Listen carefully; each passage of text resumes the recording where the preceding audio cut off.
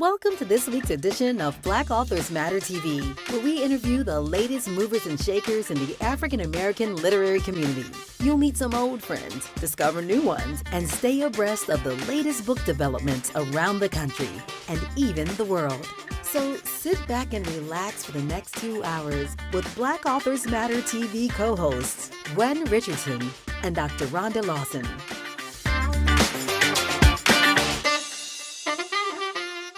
Good evening and welcome to the last edition of Black Authors Matter TV for the month of June. I'm Gwen Richardson, your host for tonight, and my co-host Rhonda Lawson will be joining me shortly. Before we bring on our first guest, I wanted to just do some housekeeping notes. The National Black Book Festival vendor registration is at 96%.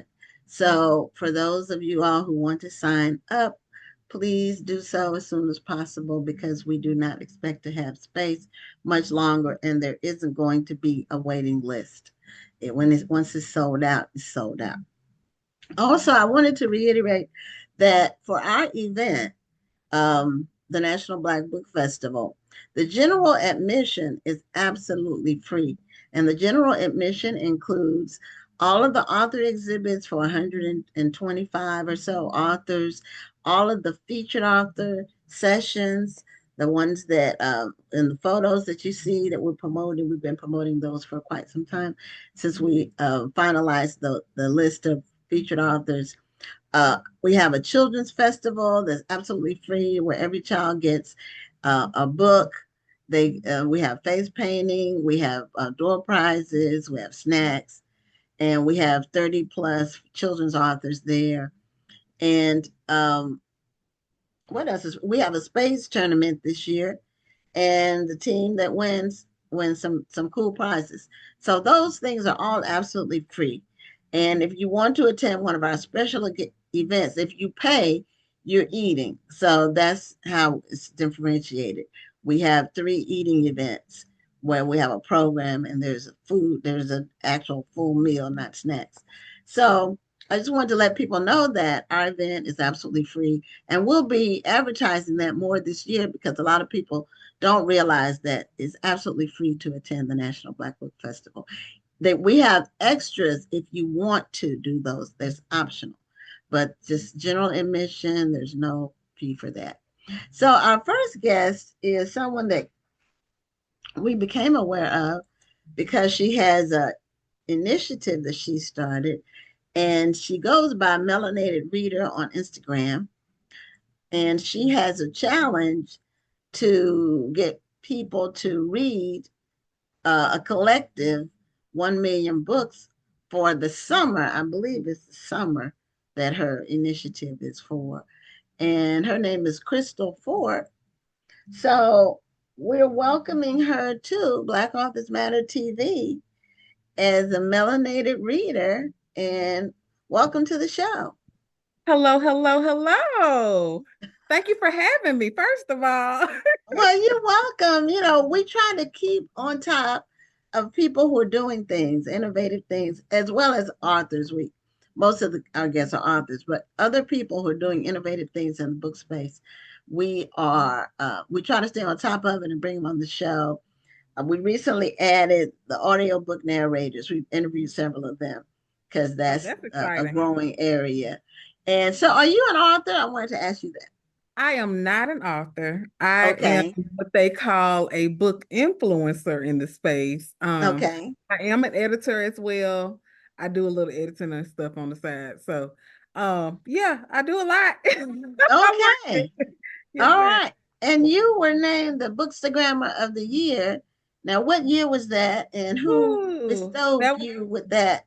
That was for the Always Black platform on Instagram, Facebook, or wherever have you. Penguin Random House has those categories. So when they had their award ceremony, they nominated me Bookstagrammer of the Year. I think that was like, I'm pretty sure that was probably the last award show that they did. It was around 21, 22. But I was Bookstagrammer of the Year. I've been on several publications across the the diaspora, as you would say. And I'm just so excited to join you all. I just recently came from a book conference in New Orleans, and just doing a little stuff here and there for Black authors and Black readership, definitely. Okay, now did you go to the Black Ink? I Is that did. the I book just came from the festival? Black Ink Festival in New Orleans. It was a great time. So Now hopefully I am, yeah, I am checking my DMs because my co-host sometimes she runs late uh because of her day job, and I wanted to see if she is still going to be, because she hasn't logged on yet. She hasn't said she wasn't coming, so that means she is coming. She's just late. Normally she'll tell me if she's running late, but she's from New Orleans. That's why I don't Okay. know if she was there. So if she was there, I'd rather wait and talk about that Okay. once she logs on. How the event was and how it went, because she does go sometimes, but she doesn't live in New Orleans now. She's a native New Orleanian, so she Damn. may have gone or she may not have. So, now what is your favorite type of book to read? You have a favorite genre? You have a favorite author? And see, I think that's where the publishers, I leave them all like puzzled, because I read everything. Okay. I could be in the romance land, I could be in historical fiction, I could be in literary criticism, I could be in horror for a second, I can go to YA because I do teach high school. Okay. I can just go to any world imaginable, because it just depends on what I'm feeling, what my mood is, and I'll just peep my head in any corner of the literary genres. So I like a little bit of everything. Oh, okay. Well, that's, so you don't have a couple of genres that just jump out Oh, that I when I mean, I like everything. Everybody knows, like right now I'm in short stories. I was in urban interesting. fiction last week. You know what I'm saying? Or I might be in urban fiction one week. I might be in historical fiction. I just came from a conference with Christopher Murray, and Mhm. I love Harlem Rhapsody. So, it just Okay. depends, I love Octavia Grant. I do the horror because I like to be Okay. shocked. So it just depends on what I'm in the mood for. My mom says I've been like this my entire life. I never know what I'm going to be picking up. I'm usually reading at least 4 or 5 books at the same time. Just depends on what I'm picking up Oh, in my see, mood. Yeah. So that's I'm an something ultimate that mood reader. I can't do. I can do maybe two, and even that's challenging, uh, because I get distracted, and then trying to pick up where I left off is not the easiest thing, And see, you I'm know. not even crossing characters or anything like that. So it's usually me just going in with whatever it is, however, whatever kind of mood I'm in to pick up a book. So Oh, okay. Now, my co-host is on, Rhonda, and hello, Crystal, she's the hello. Melanated reader, and she also just came back from the Black Ink Book Festival in New Orleans. Did you go? No, I didn't make it to the Black Ink Festival. I just supported them from afar, and I'm supporting melanated readers too. I just haven't posted my graphic yet. I need you to post a graphic, girl. Girl, I know I'm horrible, but I I need y'all to promise come you. on. Look, I downloaded the graphic, I added my picture to it and everything. All I have to do is post it. Look, look, I'm dancing all over the place. I'm doing commercials. I'm trying to do everything I can to get the Black Girl, readership to come no, on. I'm in fact, you know what? I'm gonna put it in my scheduler tonight and it will Yes, I just ma'am. don't want to post it at 10 o'clock tonight. That's what time I'm gonna be off the show. So I'm gonna put it in the scheduler tonight and it's gonna be posted by 9 o'clock in the morning. Yes, Um, ma'am. but see, you know what? I'm actually glad you're on the show tonight because I just wanted to make sure that I was doing it right. That's part of the reason I was dragging my feet. So I'm Okay. glad you're on the show tonight so you can explain everything to me. Yes, I yes. know I'm late, so I don't know if you started talking about it yet. I have No, not we had. started I was talking trying about it to, yet. yeah, we were trying to talk about some other things first, and before we Okay, got into, I was trying to wait good, till she good, got good. Then on. I'm right on time Yeah, then. because I checked my DMs. I said, well, maybe she's not coming. Then No, you didn't I say was anything. coming. I Okay, was just running a little late, you I know. always check though. You never know. So things happen sometimes, when you have a full-time gig, which I don't have. Well, let me take that back. I do. I'm self-employed, so my stuff is 24/7. I'm So about to say, people you call gotta me put the on time Sunday. in, People honey. call me on Sunday night, or they'll call me and say, I thought I was gonna get voicemail. So I'm always on, and I do answer my phone. That's one thing a lot of people don't. And if I'm not available, I do return calls. Well, if it's not a scammer or a spammer, one of them. I don't like want to return phone calls from people trying to sell me stuff or trying to. Yeah, I yeah. don't, everything I want to buy, I've already bought or it's on my list. I don't need you to prompt me to do nothing. So anyway, I know that's right. so Crystal, Yes, first of ma'am. all, how did you become the melanated reader? How did you build 30,000 plus followers on Instagram? It seems like overnight, but I've really been on social media now promoting Black books since 2018. I feel like I'm the auntie of the space right now, to be honest, because you got all of the younger girls out here. I remember when they branched off to the book talk world, and then I just remember so many different phases of social media and what we were doing at that particular moment. So I became the melanated reader because one of my friends from middle school, she messaged me and said, "Do you know that there's people on Instagram talking about books online?" She said, "You are perfect for this because I already know that you over there reading 100 books." And I said, "You know what? Yeah, and that was in 2017, y'all. This was 2017. Okay. She was telling me this." So Okay. I sat on the idea for 1 year and I made a page, but I was just literally just putting out like bookish memes, and I might post a little something about what I'm reading. And then around the middle of 2018, I started putting my face in the camera and telling these people, giving all my bookish reactions and things. And I grew to 5,000 followers because the publishers told me you needed 5,000 followers to actually be a part of these influencer campaigns to get free books. And so I said, okay, I'm going to build my platform to 5,000 followers then so I can make sure that I get in on some free books because I didn't know this was a thing, So Okay.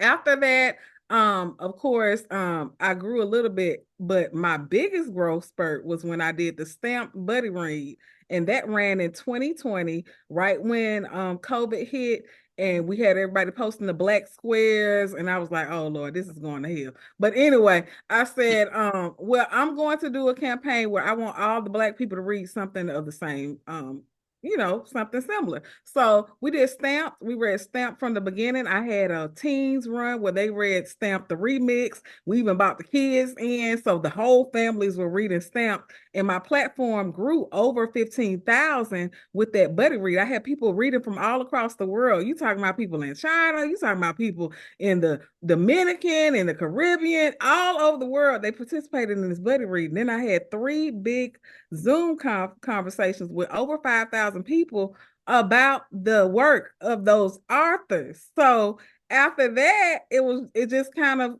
bloomed from there. So I've done plenty of buddy reads. I've done author conversations. I brought people in during the pandemic, talked to different authors about their work because nobody was going outside. So I said I would bring the authors outside in my own special way. So I was going live with authors almost every week, trying to get people to know about who they are, what they're pushing out, why we should buy their books, and just having fun conversations with influencers and everybody just to get a little joy and peace in that moment of frustration. Everybody dying around you. We got all this COVID and stuff going on. But it was just a time. Okay. So from there, now Melanated Reader has just recovered from 0 to 1 stage endometriosis cancer, and I'm back with a vengeance. Okay. So I went down in November. Yeah, I went down in November, and authors and reading saved my life. And like I tell these authors all the time, y'all don't really know. Y'all really saved my life. While I was down, I'm listening to audiobooks. I'm immersing myself. I'm in the hospital almost 3 weeks back to back, y'all. I couldn't go to work. I just now went back to work in January. It was just a very rough time for me. So I promised myself, I said, after this, I'm going hard in the paint. And so after that, I I dusted myself off a little bit, and I just started the campaign, and that was just like almost like a fever dream almost. I couldn't sleep one night and it just wouldn't get off me. So I started creating graphics and stuff for it. And then I started asking people in their inbox, will you help me with this campaign? I want it to be good. And that's when I started creating the graphics for Melanated Reader. What you doing this summer? Can telling people we reading 1 million Black authors this summer. Can you join us? And so that's how that happened. And now it's just like a fire, and it's growing everywhere, and everybody wants to be a part of it. And I'm so excited about what we're doing. Even if we don't make it to the 1 million, which I'm going to claim that we are going to make it to the 1 million, okay, by the end of this summer. Y'all, I just need y'all to make sure, step one. Okay. Make the commitment to read a book by a Black author, okay? Yeah. Okay, first, let's back up. Back up, okay. We can't assume everybody knows about the Million Book Campaign. So explain the campaign to our viewers. Okay, so my campaign is I want 1 million people over the summer to read a book by a Black author, okay? Black. Okay. Black author. I want 1 million people to do it, and I want them to get the family involved. Because I'm an educator, this is a heart ministry to me. So I want the entire family to read a book by a Black author. If you got kids in their house, get them kids out that bedroom. Tell them come on out so they can read a book. Y'all go to the library. I've seen these people at the I need y'all to go get a book, okay? It has to be accessible. I'm all about accessibility because I work in Title I schools. I know that people don't have access to books like we should, but this campaign is going to be accessible to everyone because if you don't have a book in your hand, I'm gonna make sure that you get a book in your hand this summer if you don't have accessibility to it. So I'm just challenging 1 million people to read a book by a Black author this summer, and who more than a Black woman to do it? Okay, so and the thing is, we can't assume that 1 million people are going to do it. Because unfortunately, it's still a popular assumption that Black people don't read. Right. So we can't assume that everybody's reading. Yeah, and I want the data behind it. This statistic still bothers me that last year, 45 million books were published, but less than 10% of those books were written by a Black author. Mm-hmm. So we are still underrepresented in the publishing community. So we can't assume that these books are going to be read. So we have to get out there and support these books, or else we're not going to be represented exactly in that number. So this is a very important campaign that you have decided to launch. And that is why I'm behind you 100%. I said I was dragging my feet, but I'm so glad that you were on the show tonight. I wanted to make sure that I was doing it right. That's the only reason why I was dragging my feet. And so now that I know what I need to do, I am 100% behind you, and I'm going to make sure that my little community is a part of this campaign. And I'm going to make sure that we are going to be a part of the 1 million readers, and we are going to make sure that their communities are part of the 1 million readers. We're going to make sure that you hit that goal. How are you keeping track? How am I keeping track? And everybody wants to know. I want the page on Instagram, number one, to hit 1 million. But number two, I have a Google form. So in my Google form, you can sign up. It's only going to take you like 2 to 3 minutes to sign up. So it's more specific in the Google form because I asked how many people in your household will be reading a book by a Black author. And then I've even put it down to, is there a child 0 to whatever age, preteen, middle school, or adult 18 and up? So I know what demographic of people I'm servicing. So when I go to these publishers and ask them, well, can we have a giveaway for this, this age group? I have the numbers to back it. You know what I'm saying? Because I'm not playing in the games with them at all. I'm gonna ask for the highest number. Y'all gonna be like, this girl is crazy, right? She is serious. But I'm very serious about the work that we do because they have the money to push it. And how we getting the independent authors also in the loop. I'm posting challenges so that they can participate in. Right now, I got a challenge. If you send me a video 20 seconds or less, I will put you in a grid with with at least 2 to 3 others so that we can make sure we see your name and hear what your book is about, and you get your word out as to why we should read your book. So every week, every other week, I'm pushing campaigns so that independent authors, people who are published books that we don't know about, that are not just mainstream authors, can also push their work as well. So this is not all big time authors thing. I don't want anybody who's online right now, watching me right now, to thinking large, like, oh, this is above me just because Melanated Reader had Eric LaSalle last week. No, I also want small independent authors who have published, self-published, who have also are publishing through small independent presses to actually get some shine with this commitment as well. Okay, so how do people sign up for the campaign? Okay, step 1, you're gonna follow me, Melanated Reader, and 1 Million Black Books, either on Instagram, or I'm also on Facebook. I'm also on Threads right now. Okay. I do have different videos where it'll say, well, say these 2 words like need that, and I'll drop you the Google form, because I purchased that little mini chat feature where if they say need that below there, it's going to drop them the Google form so that they can sign up for it. Also, in my bio, if you click the link and you swipe right, the first 2 links are the Google form and the Canva document if you want to put your face in the Canva document like everybody has been promoting so far. So those are the major steps to get us there, to get you involved. And then, of course, you just play with any games that I got going on, or any friendly competitions, or anything giveaways you want to participate in.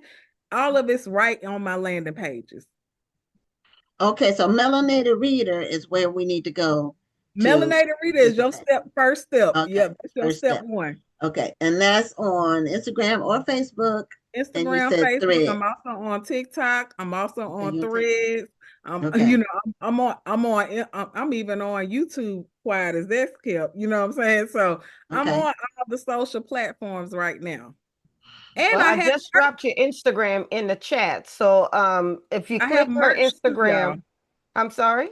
I have merch too. So if you want your family to have bookmarks and things like that, because I'm trying to get the trademark and everything going. If you want bookmarks, you want buttons, I have all of that on my Etsy page as well. And they cute because the people in New Orleans love them. I'm just gonna say. So I want the kids, because I know how kids are, because I work with kids every day. If you give them something tangible, they're gonna remember it. Okay. Where are you located? I'm in Alabama. I'm in Birmingham, Alabama. Okay. So, yeah, if you give them something tangible in their hand, they're gonna be like, Mama, it's time to read, because we gotta get the 1 million books. Tell me how many followers Melanated Reader got going on, because I purposely put that information out. So if you do have kids at the house, you can say, well, Melanated Reader said we up 18,000, or or how many thousand of people right now, just to get them excited so they'll know that they're also a part of the number as well. So any kind of way to get kids engaged, to get adults engaged, to get the whole family involved, I'm all for it. Okay. Well, your campaign is working, because I have seen the flyer coming across my news feed, and from multiple people who sell a lot of books. Names people know. I did see the Eric LaSalle flyer. So most recently. So he was a featured author at our festival last year, the National Black Book Festival. I'm gonna have to come see now. Yeah, you need to come. You need to come this year. It's in October, the weekend of October 22nd to the 24th. Okay. You need to come. Somebody had a question that she said, I'm an independent author.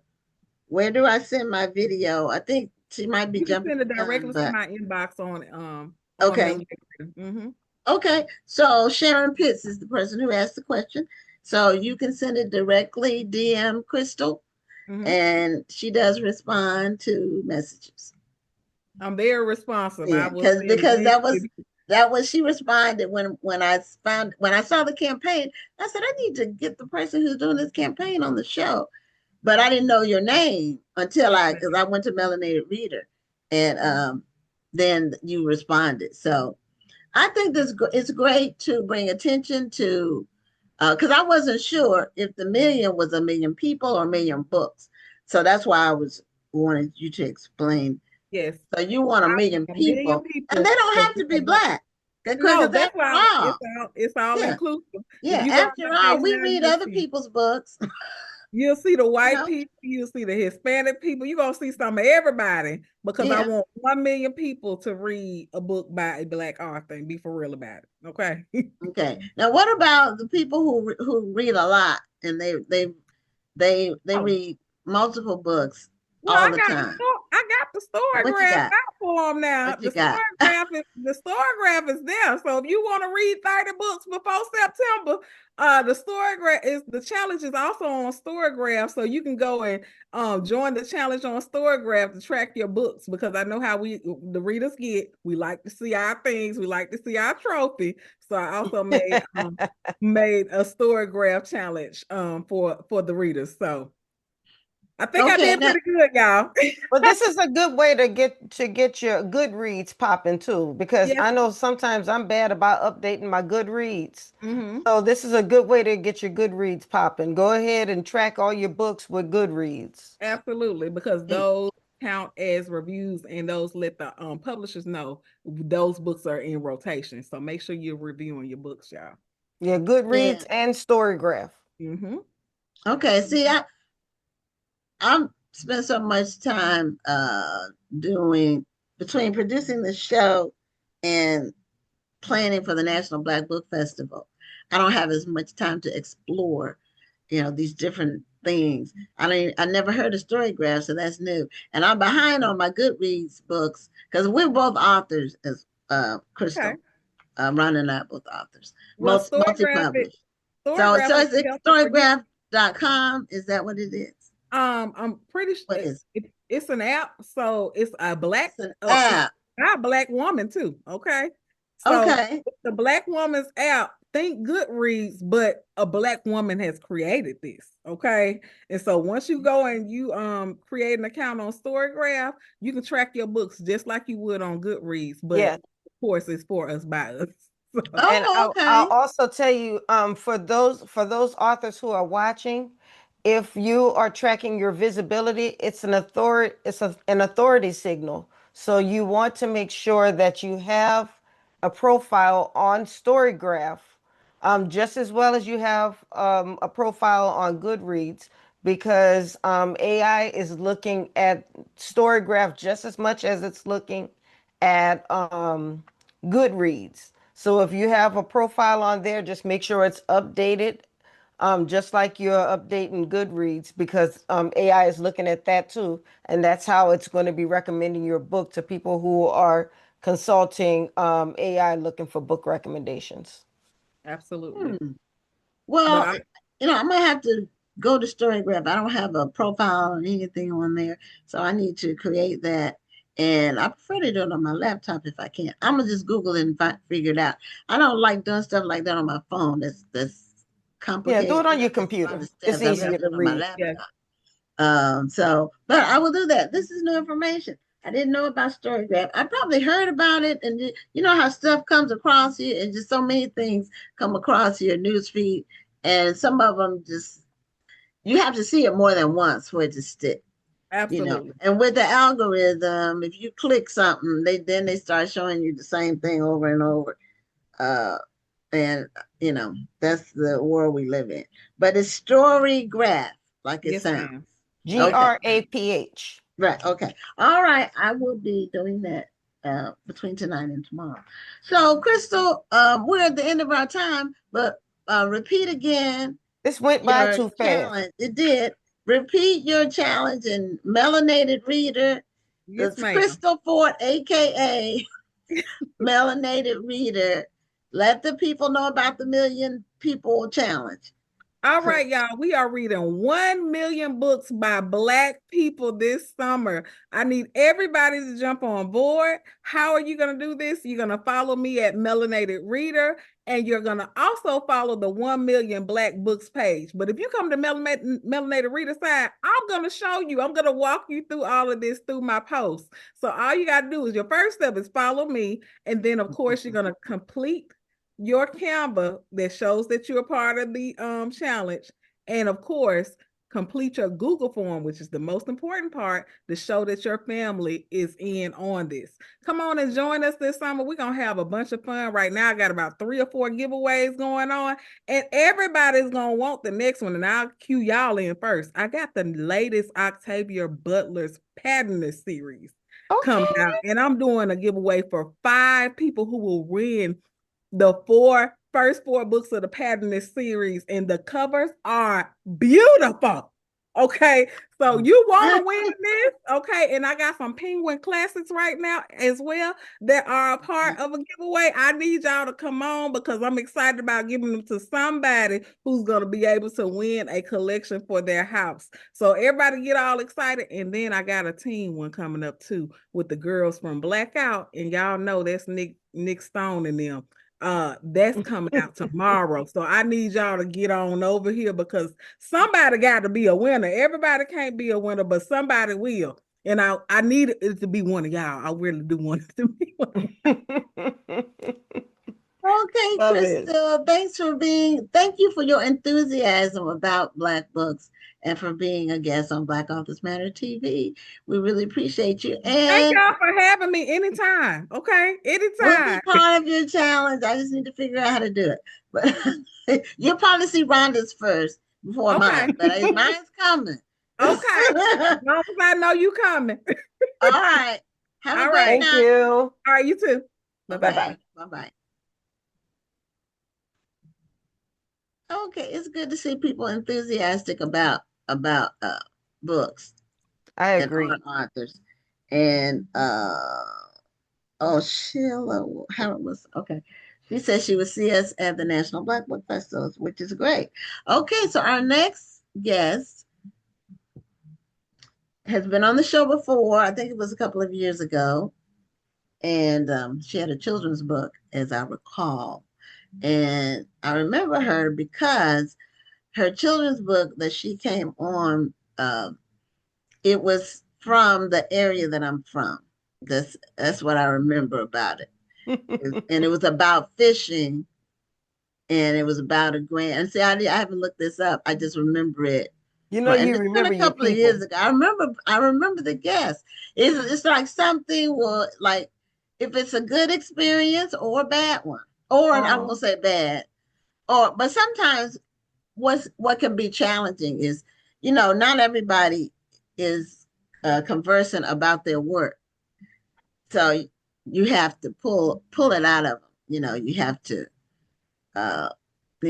make them talk, and so that's not always easy. That's a hard interview. But anyway, yours was easy. And now, what area was? Well, first of all, welcome back to Black Authors Matter TV, Desiree Cooper. Oh, thanks for having me back. Okay, I'm excited. Your book was what was it? Chesapeake? Where were you from? Yes. Chesapeake. Yep. I was kind of non-specific in the book, just coastal Virginia, but I live in Chesapeake, Virginia. Yeah. Right. When we were talking, you mentioned, because I asked you where you were from, because I'm from Newport News. And so Chesapeake is like right next door. Exactly. Same area. So, and it was about fishing with your grandfather, as I recall. Was that correct? Okay. See, I went fishing with my Uncle Jimmy in North Carolina. I didn't catch anything. But well, this was actually crabbing.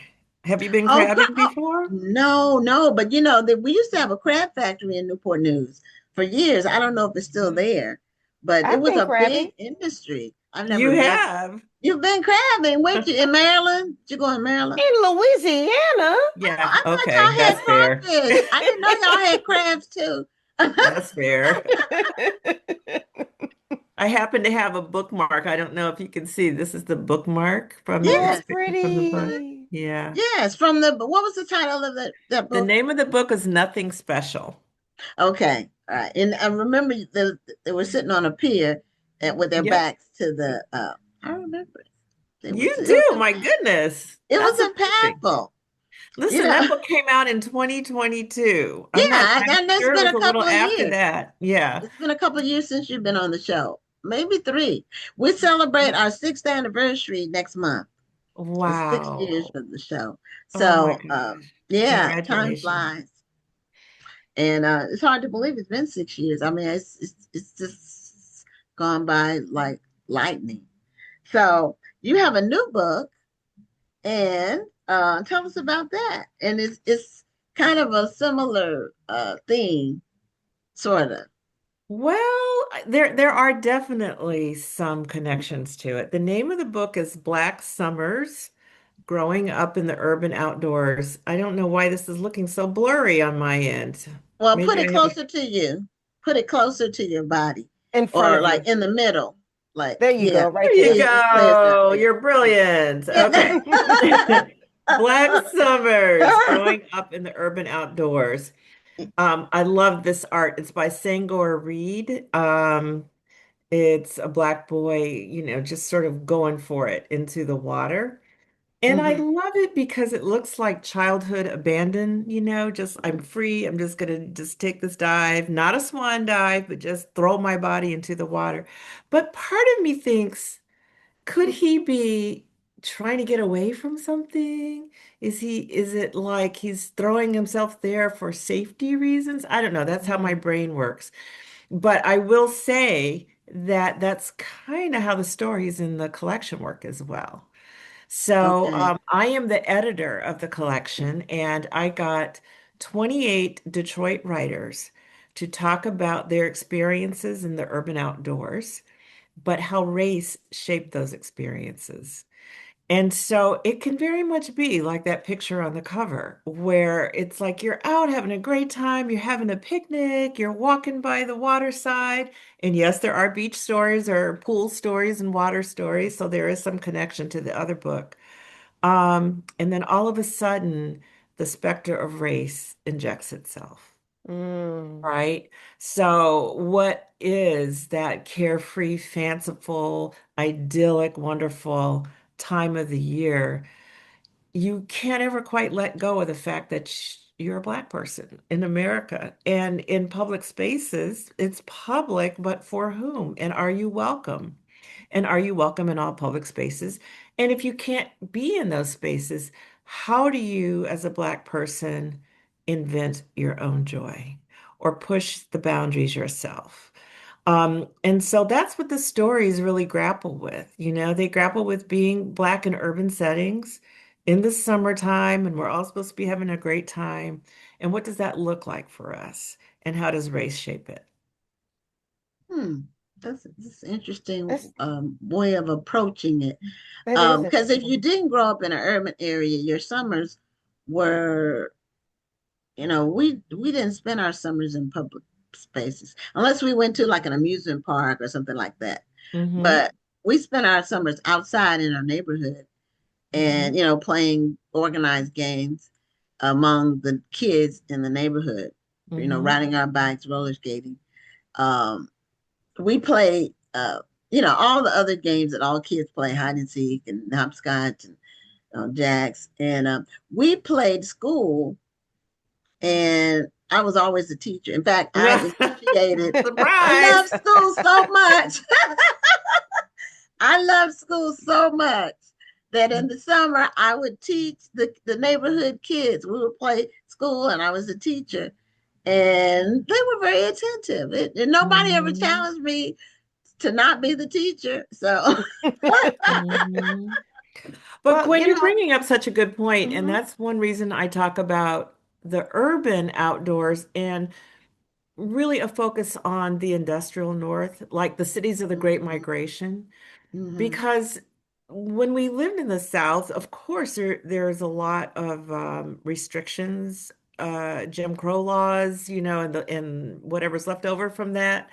Um, But there was also this sense of sort of, I think, closer to the land, a lot of more free range childhood, Yes, just open spaces that didn't seem to yes. belong to anyone. Mm. Or maybe it was so segregated that you were able to sort of go amongst your people, Well, that's and that's actually what I was about to say is that in talking with people who grew up in segregated areas, many people said that they didn't really care what the white yep. people had going on. They were fine right where they were. They had everything that they needed in their own communities. Hmm. They had a sense of togetherness. They had their stores, they had their schools and their banks or whatever it was that they had in their areas, and they they didn't spend their days wishing that they could go on the other side of the tracks. They were fine. They Hmm. went over there if they had to go over there, but they were good over here, you know. Hmm. So and they were happy. And not to say that they didn't want more out of life, but they were good in their communities. Yeah, Yeah. and I would agree with Rhonda on that. And I grew up post segregation, but we actually had white people in our neighborhood. Well, my family was the first. We moved into a Jewish neighborhood. My dad was a pastor, and the church bought the church parsonage in this Jewish neighborhood. So we were Wow. the first black family that moved in. But 3 or 4 years after that, it was all black. Like it all changed over. But there were still a few white kids, and we played with them too. So, Hmm. um, it really one thing that when you live in a small community, relatively small, we felt safe. We never felt in danger ever. I mean, but there was Hmm. never, But nobody I'm not robbed sure us, that's the same story in urban areas and where I'm not people either. are a little bit tighter together and there's a little Right. more competition for the space. The neighborhoods may still be segregated, but they're bumping up against each other. There's not miles and miles and miles between one city or one enclave and the other. And so I think that might be a big change that maybe African Americans didn't quite expect when they got north. They expected more opportunity in the workplace, possibly in the housing, which they didn't get and had to fight for. But the idea of them having sort of to give up the outdoor life, to give up land, association to land, to live close together in tenements, in very segregated, densely populated areas, that was hard. That was hard. And so then how do you create your sanctuary in those kinds of settings? And that's what one thing that sort of comes to mind when you read these stories that people are telling is how we made sanctuary out of very small, intimate things. For example, the stoop or the front porch. You hear about that in city life. The porch means a lot in Southern life as well. But everybody, it's almost like just trying to catch a cool night air in the breeze, or something. You want to sit on the porch or sit in the shade. But I think in urban areas, it was a gathering place. It was a place of ownership. There's one story, it's called Backyard Balm, and it's about Bridget M. Davis wrote it. She's written many other things, and she lent her talent to this collection. And she talks about how as a young girl, that front porch was everything, and how they hung out on the porch and they played games on the porch, and the adults watched the kids from the porch, and blah, blah, blah. And then the 1967 rebellion came. And when that interjected, and I think those who did, I wasn't in Detroit then. I was born in 1960, so I was 7 years old when this happened. Um, It's kind of a history, it's out of the history books and old films for me. But when I watched what was happening in Black Lives Matter, and when I watched what was happening in Minnesota recently, more recently, it's appalling. You're sitting there saying this can't be happening in America, right? I mean, it's shocking to see our police forces treating us like the occupying people and just grabbing people and blah, blah, blah. Well, this is what she witnessed as a 7-year-old. And that took away the sanctuary of the front porch. You couldn't sit back out there anymore. And that's why this story is called Backyard Bomb. The backyard became the place where she really, sort of sat with nature, sat in safety with her parents looking over her, and started the healing from the trauma of the rebellion. So that's a little different story than you might have heard in some southern places. Trust me, there's plenty of trauma in the South to be had. But in the North, you're just in a different geography, right? Right. And so that means what we're used to doing to heal, to soothe, to become one with nature, we have to do it in a different way in the northern Mm. urban areas. When I was looking at the cover, it almost made me think about basketball. I was looking at it and I said, looks like he could be dunking, That's true. That's you true. know. Yeah. So I thought it was water, but I said, that could be like a blue sky behind. That's a good So point. he did a very good job of doing that graphic because it leaves a lot to the imagination. I found it evocative. I kept looking at it, it just really kind Mhm, of jumped out at me. Yeah. mhm. So what made you do the book about summers? I know you had your book, your children's book about summer, but so summer seems to be something that's heartfelt for you. Oh my goodness. Listen, I was in Detroit for 30 years and I was cold for 30 years. I never got used to Detroit. That is crazy. We don't belong there. I don't know what any of us are doing there, but I do not like the cold. I love the summer and I love the summer. It's just great. I'm a sun bunny.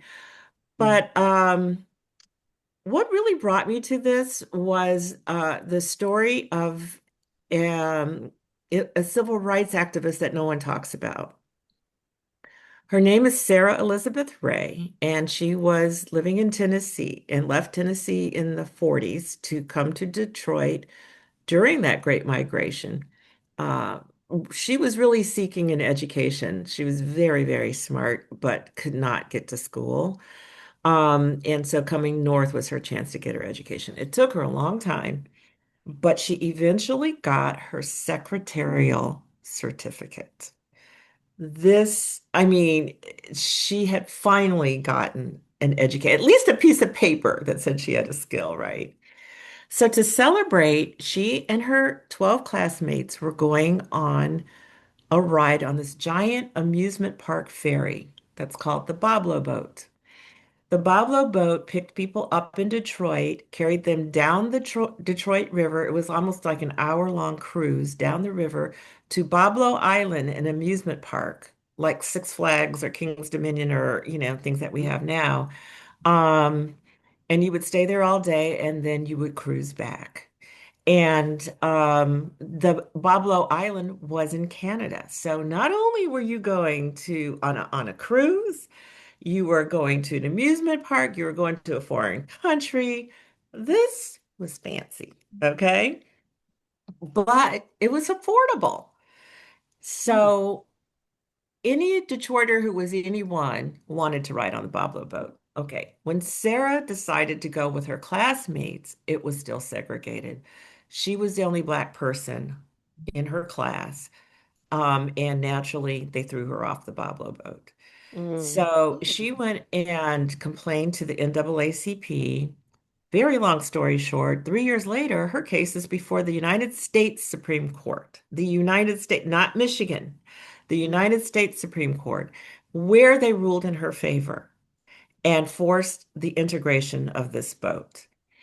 And I moved to Detroit in the 80s, in the mid 80s. And by the time I got there, you were nobody if you had not been on that bobble boat. Everybody went on that boat, as many times as they could every summer.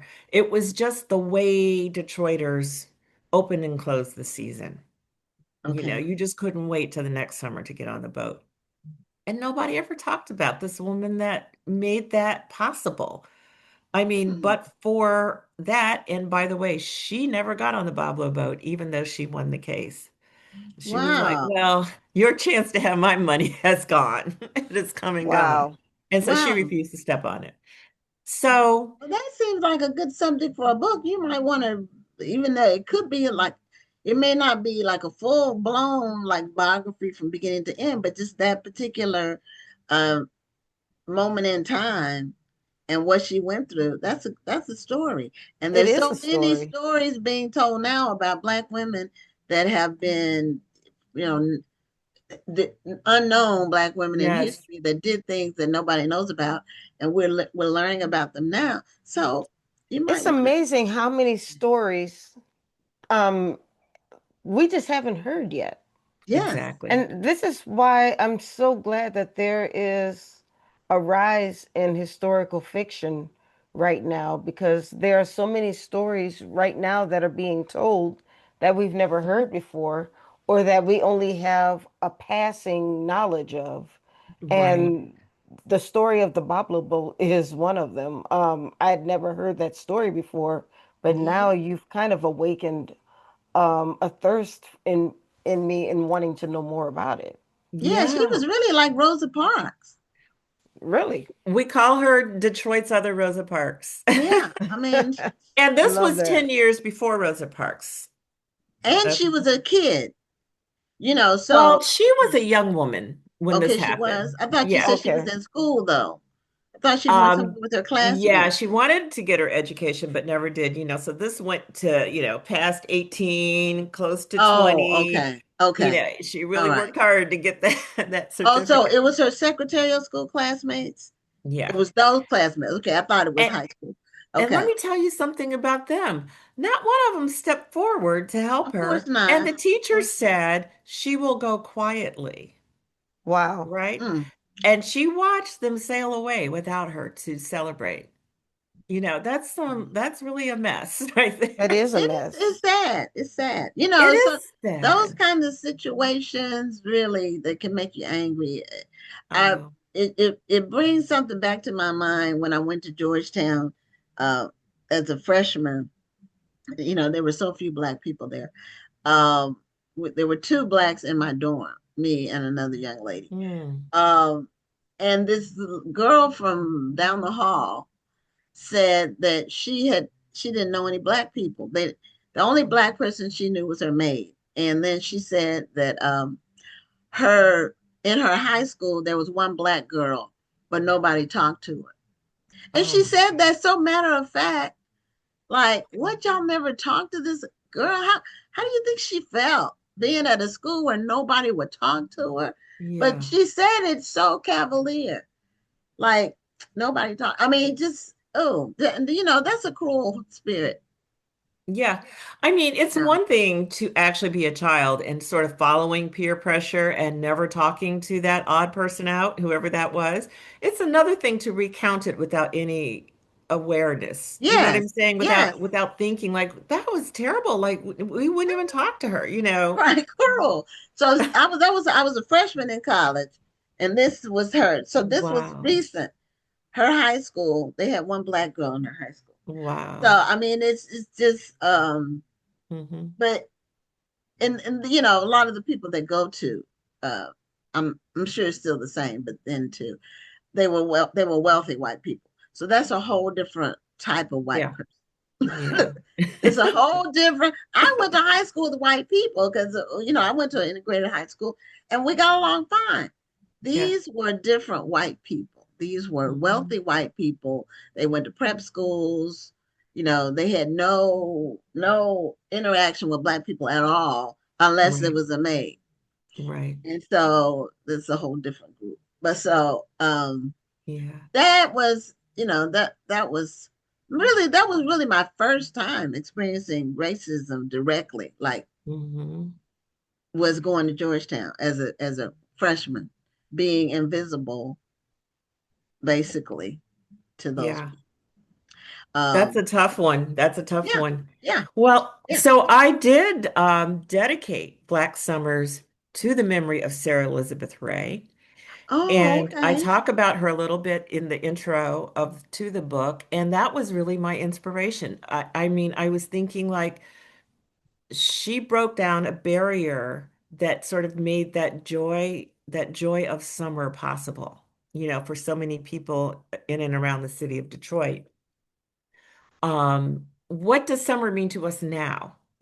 Would she, if she were in Detroit now, would she say, wow, I can't believe, the strides we've made? Or would she say, what is going on? I mean, I did this fight. It was in the 40s, and we're still have like no playgrounds for kids and no rec centers and no swimming pools and no access to nature. What would that feel like? And so I asked Detroiters to think about that and share their story. Oh, well, this, what, say her name again? Sarah Elizabeth Ray, She R-A-Y Ray. she deserves her own story I somewhere. agree. I Yep, from absolutely agree. your lips to God's Yeah, ears. because that is a different angle of the same issue, Yes. but And it's a this is different this is point of something that view. we don't look at civil rights this way. We think of civil rights mostly as access to housing, access to jobs, access to education, equal opportunities for those things. What I'm trying to say here is that there's a civil right to simple fun, to simple being able to simply freely exist in a public space and Hmm. have a good time. Hmm. And we don't really think about how the civil right for access to leisure was really pushed by young people. And that was going on at the same time we were trying to integrate schools and businesses and things like that. So when you think of young people trying to get access to movies, to swimming pools, that was a big one That in was the a big South and the North. one. Hmm. Beaches, parks. When I moved to Yeah, Detroit, amusement parks. amusement parks, all of Hmm. that, Yeah. hotels, resorts. Hmm. So, it's a way to think of civil rights in the context of leisure, something we think of about both as sort of normal everyday, doesn't everyone get to have a road trip, kind of thing, and something that we don't think about so politically. And yet that was another political fight for us to just be able to get away and have a good time. Right. Yes, it was. And so, well, Desiree, we're at the end of our time. I really appreciate you. No, It, already? it goes Oh, by goodness. really fast. Yeah. But we Uh, did put your link in the chat. I really Okay. hope that people will click the link and read this really amazing story. Black Thank you. Summer, And show the cover yes. again, and It's Black Black Summers, Summers. Put it in front of my and face here. yeah, it's a beautifully done cover. Thank you. Black Summers growing up in the urban outdoors. Okay. And actually, my name is Desiree Cooper. So if you just go to Des, Oh, Cooper.com. Desiree. Okay, Desiree. Oh, Okay. that part doesn't matter. Okay. But Okay. DesCooper.com, and you can find Okay. everything you need to know about the book, including how to get it. Okay. All right. Thank you so much for being a guest on the show. Thanks for Um, having me back. I yeah, and appreciate we'll be it. on the lookout for a book about Sarah Elizabeth Ray. Okay, I'm I'll let you know. gonna. Okay. All right. Take care. All right, take care. Thank Thank Have a good you. you. night. Good night. Bye-bye. Okay. Well, our next guest is, I think this is his first time on the show, but you interviewed him on your show, I Mm-hmm. believe, last year Yeah. before the book festival. I've And interviewed him on my show, I think, a couple of times. oh, you have? Okay. Um, he logged in twice, so I forgot to make you the calls. Uh, So I don't know which device he's going to be logging in on, but he's an author. He has quite a few books because he brought them to the festival.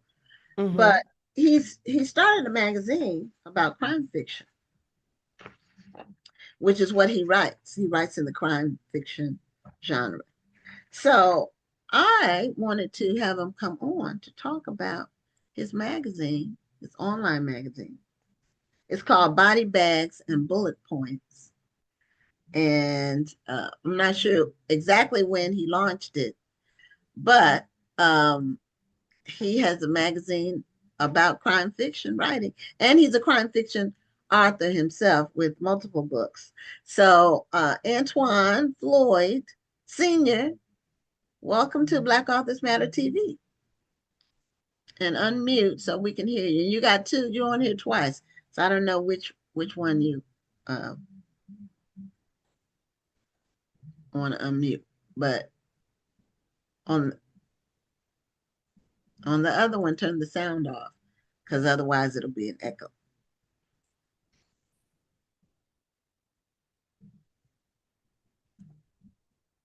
Okay, Antwan, we've been using Zoom regularly since 2020 now. And you're young.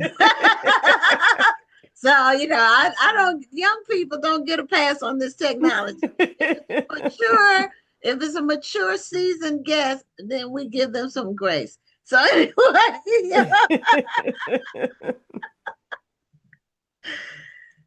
so you can't unmute. It's not working. The unmute's not working.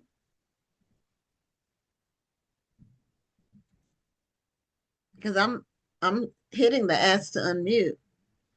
Yeah, me too. You're not getting a notification about unmuting. We can't hear you. We can see your lips moving though.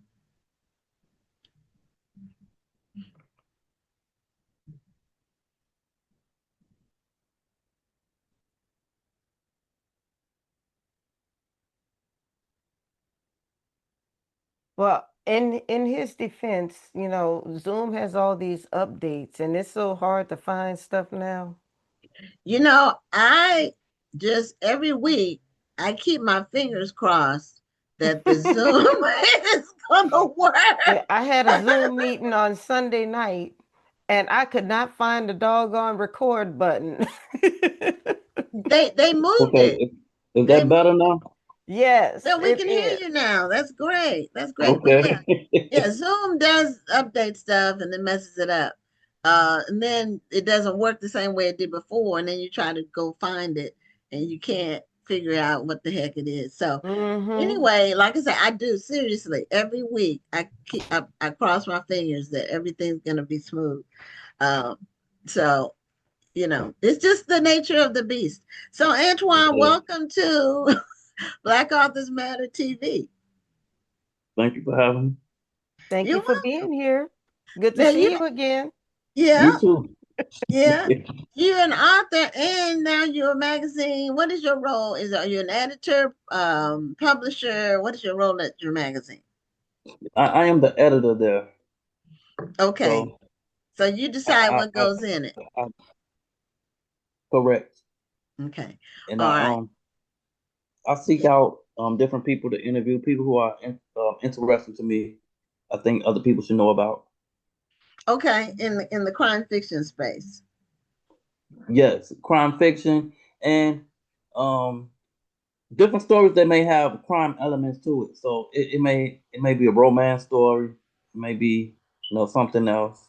But okay, I mainly just try to find like independent authors. Okay, all right. So name a couple of them that you've interviewed that we might know. Ooh. Okay,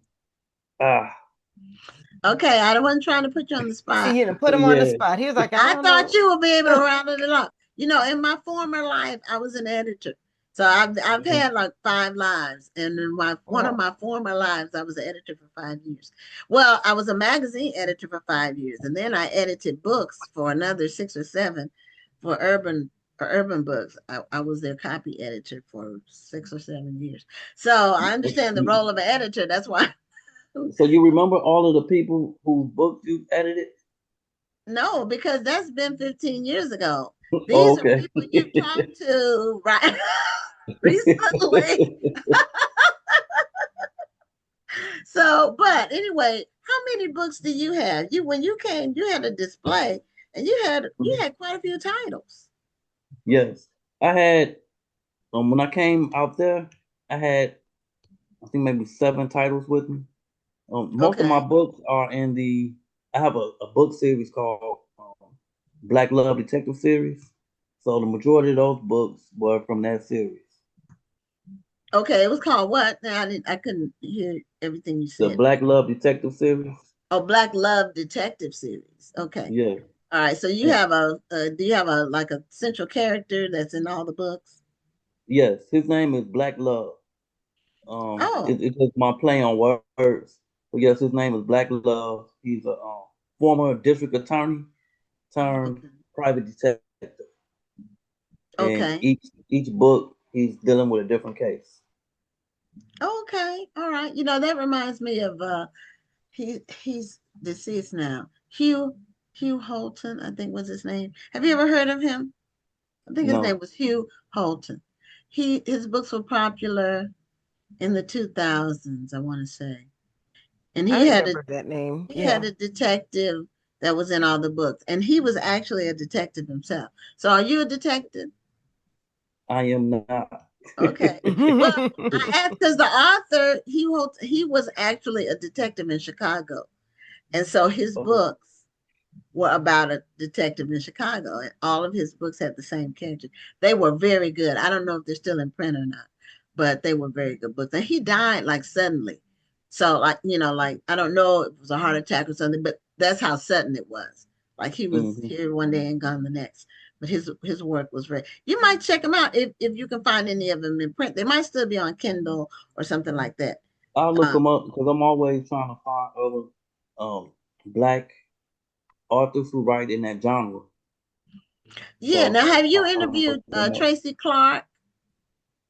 I have not, but I used to be in that. I don't remember the name of that group that they have. Is it crime fiction writers or something Yes, like that? No color or something that, like that. Yeah, she yeah. said she was in that too. Hmm. Yeah, that's how I got familiar with her from being Okay. in that group. Okay. All right. Hmm. So what made you decide to do a magazine? What was your impetus? I am one of those kind of people that, like, if I have an idea about something, then that idea just keeps snowballing. So I originally started out wanting to post 5 questions and answer them for myself on my Substack. But then my ideas just kept going and going and going. So it until it eventually grew into my online magazine. So that's what made me want to do it. So do you have guest authors in your magazine, or are they all your own all your own articles? Um, I have as far as interviewing people, I have No, I don't mean interviewing people. I mean, are you writing your own articles in the magazine, or do you have other people who write articles in the magazine as well? I write some of them, then I have other people write different like sections of it. Okay. Like I have recurring sections every month, and I have people who write that like reviews, for book reviews, Mm-hmm. and then some for like it's called the rap. So with the rap, the way this this journalist does it, he takes elements from a book and he relates it to the neighborhood. Like for instance, one of the articles that he wrote was talking about the relationship between corner stores in the community and how they're um, presented in books or movies. Because every book or movie, no matter if it be black, white, Asian, whatever, sometimes the one of the main characters is the corner store, and how people hang out in front of it. They know the guy behind the counter, the interactions with the community. So he said that, according to him, he said that the community and the corner store and black communities, they have a disconnect. It's very transactional now. And he said it didn't used to be like that. And back in the 50s and 60s, you knew the person behind the counter, they knew your parents, they knew your grandparents. Nowadays, most of the people who come in, they are not from the community. So when things are going bad outside, they don't really care because they don't live around there. Mm-hmm. That is true. That's what the rap is about. One of the people who write the articles for that, he picks something different every month that can be in a book, that's usually in a book, and relates it to the community. Okay. Yeah, the corner store, convenience store now, they're owned by mostly non-Americans, people who aren't even from here. And I guess that when they come here, the real estate is cheaper in a lot of the black neighborhoods. And so they set up shop. Mm-hmm. And they're not friendly, No. and they're not. I don't really go. The only time I go to one is if I'm on a road trip or if I'm somewhere where I just happen to want a snack or something. But it's the same everywhere you go. It's the same They everywhere are. you go. Even when I went to Jamaica, it was like that when I went to Jamaica. Oh, yeah. Yes. I was so surprised. I mean, I was shocked. Yes. I went in the store and there was Indians behind the counter. Yes. Yes. That's one thing about Jamaica. 80% of the stores are owned by Indians. Be they jewelry stores, souvenir shops, t-shirt shops, whatever. They're not owned by native, and natives don't even work in a lot of them. Now, well, what we do when we go, like I normally, when I go to Jamaica, I'm on a cruise most of the time. Well, the only time I've been is on a cruise. It's been like 5 or 6 times. But what we do is we'll get a native Jamaican to be our tour guide. So we pay him, it's usually a him, it's never been a female, to take us around to the places rather than because the cruise ship, they don't hire those native people for the excursion. They hire the Indians or whoever, but not the native people. They don't really get to benefit that much from the tourism unless people go to them directly. Yeah, that's what we did when we went. We went to Montego Bay. Yeah, we hired a guy. He drove us around. Yeah, and for people who may not know that is an option, if you cruise, check it out. I would suggest don't go by yourself, and that's wherever you go. Outside, well, even in the United States, a lot of times, but normally they are close to where you get off the ship if you go on a cruise. They're in the area and they'll be soliciting people. And so some of them, if they do it right, like they'll have a little handout with where they take you and things like that. The ones that we go to they're organized. So you know that this is something that they do. And they take us, they will take you to the places where there are black people doing business so you can support them too. I didn't get to do that last time when I went. Okay. Well, the only time that I went, we went right at the beginning of the pandemic. Oh, okay. So everywhere we went, we were kind of on curfew. We were staying at a resort, but we were on curfew. So we paid for some excursions. So we went to do the excursions, but right after the excursion, we had to go right back to the resort. Okay. Yeah. Well, next time you go, do that because it's a whole different world. I've done the cruise ship one. I did that the first time, I went, but then after that, we always go with a native person. Yeah, and I did it because once I went to all those shops and saw all those shops are owned by Indians, I'm like, what in the world? I'm in Jamaica thinking I'm supporting Jamaican enterprise, And Mm-hmm. all of those places are owned by Indians from India. I I don't know. have And then I found out that the resort I was staying in was owned by Canadians. yeah, it's almost like you get boxed out of the economy in your country, Mm-hmm. you know. Mm-hmm. So that's a whole nother topic. But anyway, I'm about to say, so about those books. because that could take you down another path. But yeah, tell us some more about the magazine. Okay. And how So do people get it? How are people able to get a copy and subscribe, or how do you do it? You just well, they can go post. on crimefictionmedia.com, Okay. and they can read the magazine there. I just started this year, and I drop them every month. So the Okay. month coming up, that will be my seventh issue. Okay. Like I said, I try to get a different author every month. Well, a few different authors, but I have them speak about different things when um when they're interviewed. Some are about their books, and some are about their journey, Okay. how they got to where they are.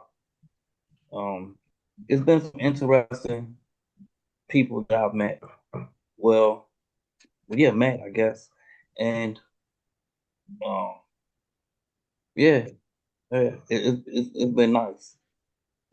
Okay. It's Now, a great way to meet other authors, especially other authors in your genre. It's a good yeah, way to Hmm. and network. it's not a lot of people like crime fiction is sort of a genre that it's not a lot of black authors in that space. I used to think the same thing, but you have to. What the problem is, you have to actually seek them out. There are a lot of Okay. them out there, but you have to actually seek them out. Like Okay. over the years, I've discovered a lot, but they don't get. It's not the go-to genre, I guess, for black people. Mm-hmm. So you really Right. have to seek them out. There are a lot of them out there. They're like, I guess, unsung heroes or whatever, Okay. because there's definitely a lot out there. Yeah, we've had some on the show. Just we don't come across the crime fiction author. That's not who we see, and we seek people out. So to have on the show, um, especially people with new releases. So it, I remember being an author. I mean, not being an editor of a magazine, and the monthly issues. That was months rolled around so fast. Did you find They that to be the do. case? Yes, You put yes. one issue to bed, and the next one And it's is time for like the next one. it's time for the next. It was This is the reason why I decided to make my magazine quarterly. I'm like I'm not going to be able to keep up with the monthly magazine. yeah. It's a monthly is a lot It's a because lot. yeah, yeah. It's a It's a lot, lot. and you have to.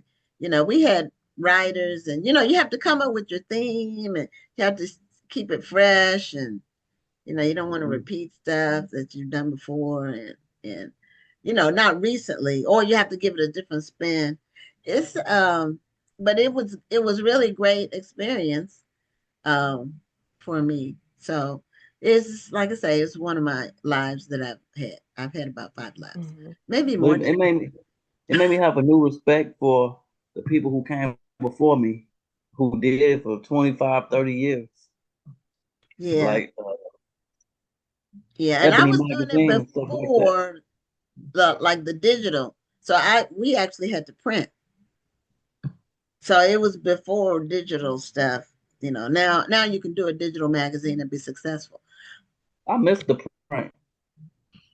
Yeah, well, I felt the same way about books. I was reading on the Kindle for a while, and I went back to books. In my hand, I Mhm. like just the feel of a book. It makes me feel good when I I don't have a think book. print books are gonna ever go away. No, I don't either. They what do they call it? The death is of print books has been greatly exaggerated. Mhm. But I don't think they're going to go away. But books are expanding in terms of the formats that people are using. like the audiobooks are really becoming popular. So are your books on audiobook? Are they on audio? I have some books on audiobooks, but I need to renew them.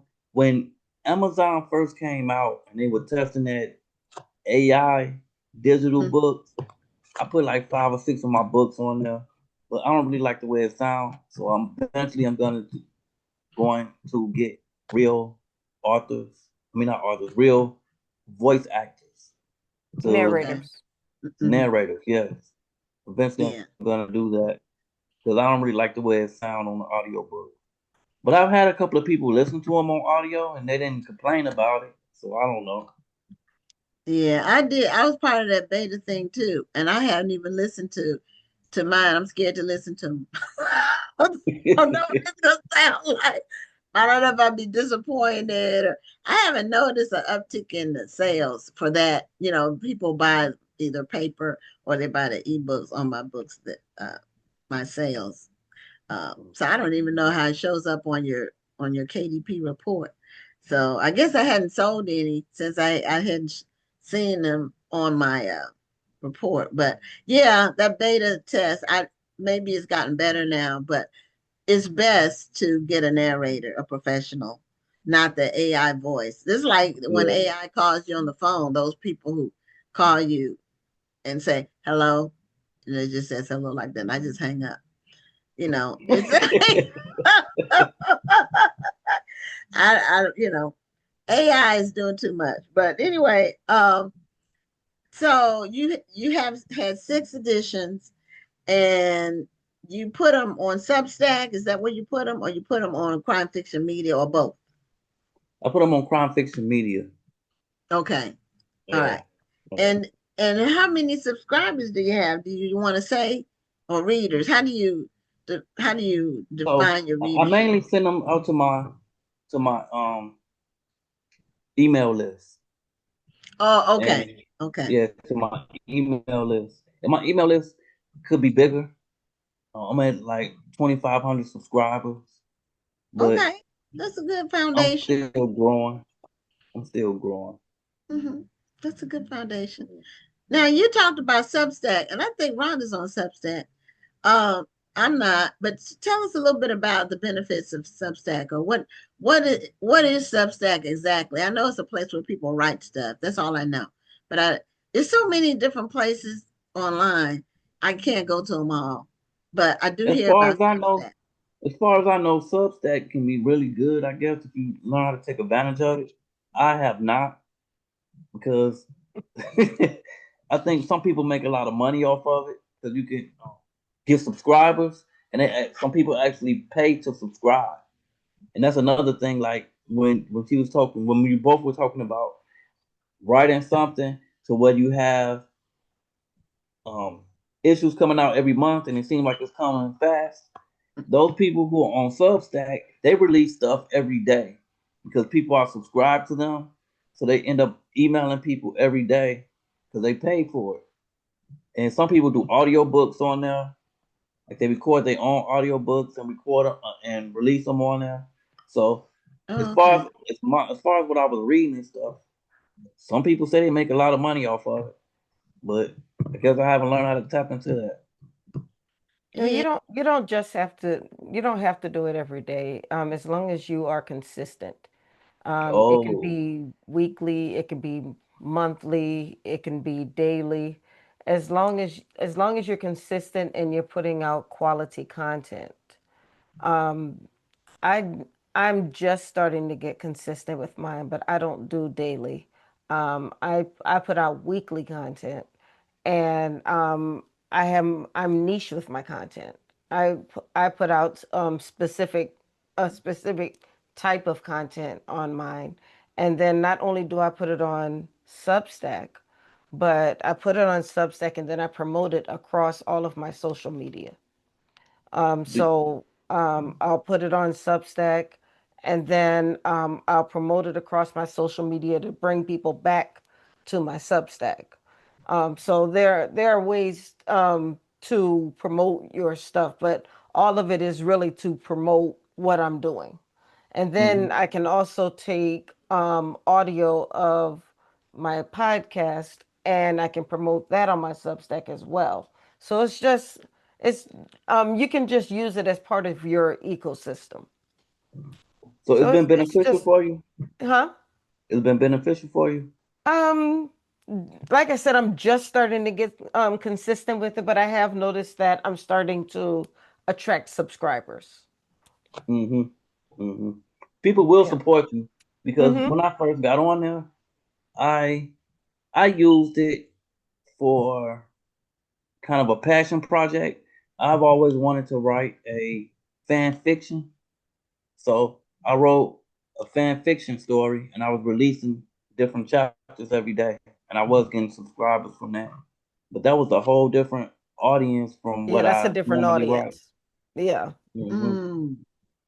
Yeah, it sounds almost like it's replaced syndication.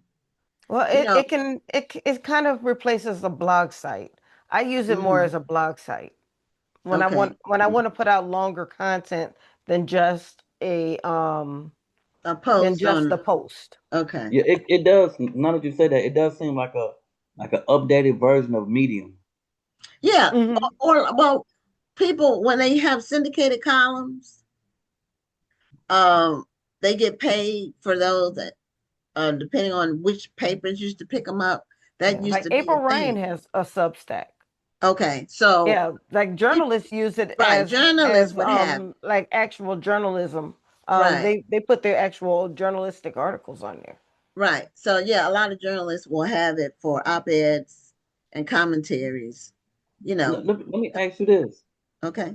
for you, when you do your Substack, have you, since Oh, we've been on there so far, have you built community on there? 'Cause I know a lot of people, a lot of different people who post, they No, have like that's communities I with have other. not, but that is my goal to build a community on there. I have seen people build communities on there, and I think I'm a part of some communities on there. So my goal is to kind of build a community on there. Hmm. yeah, all these platforms and you have to build all on all of them and you have to Well, decide. it depends on if that's what you want to do. You don't have to build a community on Well, there. I'm saying in Mm. order for it to be viable. Otherwise, it's like the tree that fell in the forest and nobody was there to hear it. Did it actually make a sound?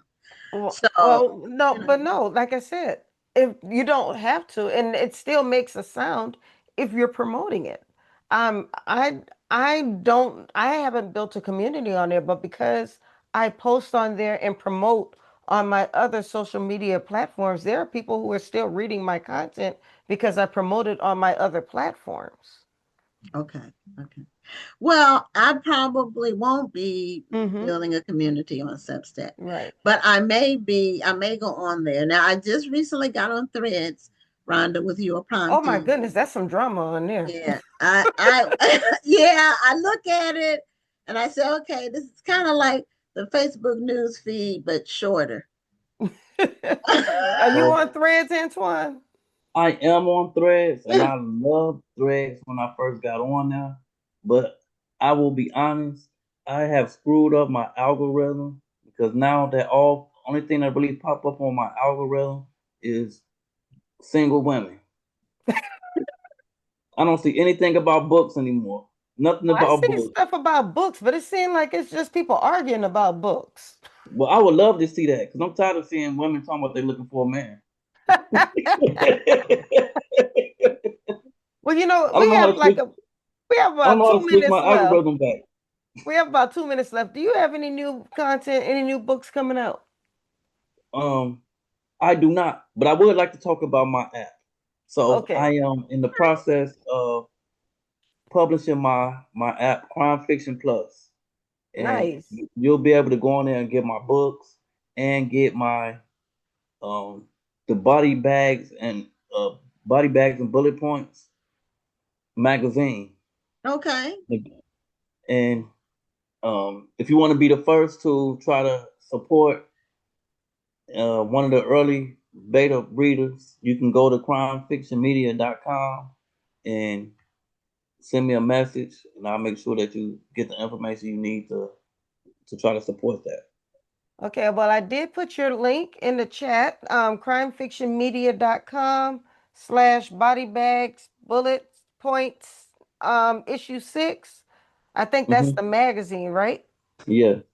Okay, so if you go to crimefictionmedia.com, they can also find your app on there as well. Yes. You can find the you can message me, and because I haven't I'm still in the process of getting it on Google Play and Apple Okay. Store. And if you want to be one of the early subscribers, then you can reach out to me there. Okay. Perfect. So yeah, you're still building it. Yes, I got to get approved. Oh, you have to get it approved. Okay. All right. Yeah. And they're just not gonna let anything on these people's Google now. No, Yeah. I didn't realize it was. I didn't realize it was such a lengthy process. I thought I was just gonna be able to just upload it and I'll be good to go. Yeah. But it's all good. Yeah, we're having an app now for the book festival, but we went through a event platform that allows you to build your app on that platform, and they have all the elements that an event would normally have. So all you have to do is build it in terms of the content.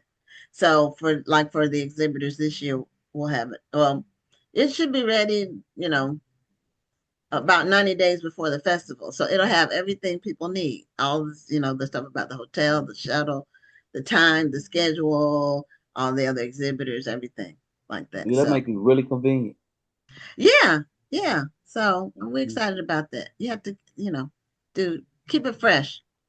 Well, Antwan, thanks for being a guest on the show. Congratulations on your magazine. Thank you for having me. And I think it's great. I love innovation. Thank you. I appreciate it. Okay. Have a great night. You too. Night, ladies. All right. Bye-bye. Thank you. It's good seeing you again. You too. Okay. So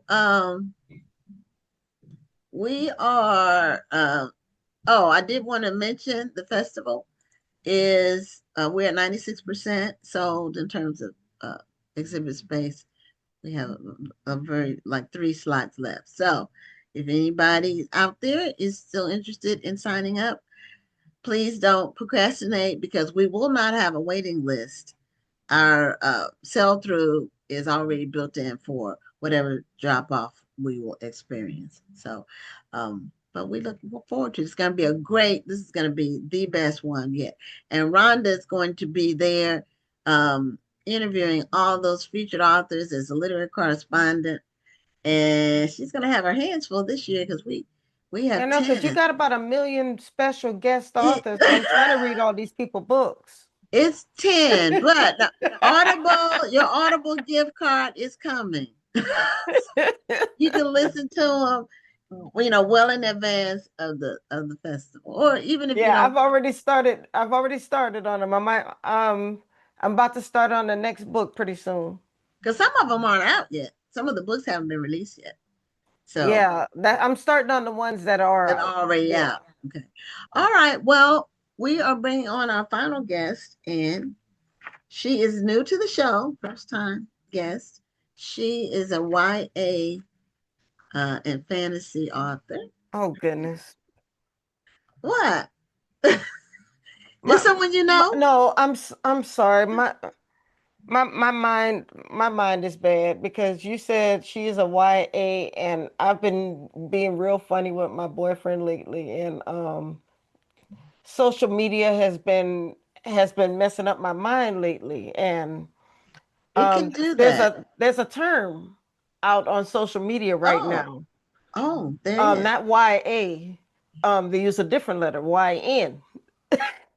So when you said YA, I thought when you said YA, my mind went to YN. I was like, and I was about to say Gwen. And I don't know if I want to know what it means. I'll learn it soon enough. I don't want to know either. But I'm not a YN. I'm not a YN, whatever that is. You're a young Norma. Yeah, that's it. A young Norma. Yes. Okay, well, you know what? Look, watch this. Now that I've said YN, Y'all are gonna see, it's gonna pop up in your algorithm or something, and you're gonna see what a YN is, and then both of you are gonna be like, Rhonda. Well, very little surprises me anymore. It's just so. That's the reason why my face went blank when you said that, but okay. We're gonna Okay, get well, past I'm that glad now. it's not a bad thing. Because first when you said, "Oh Lord," I was No, like, if she did that, "Oh that Lord." means it's adult. Let me say that it's adult. It's very adult. That's all. I know Okay. Rhonda. Well, I'm There are so people glad there are people laughing to in the meet you, comments right Dr. now. Rhonda.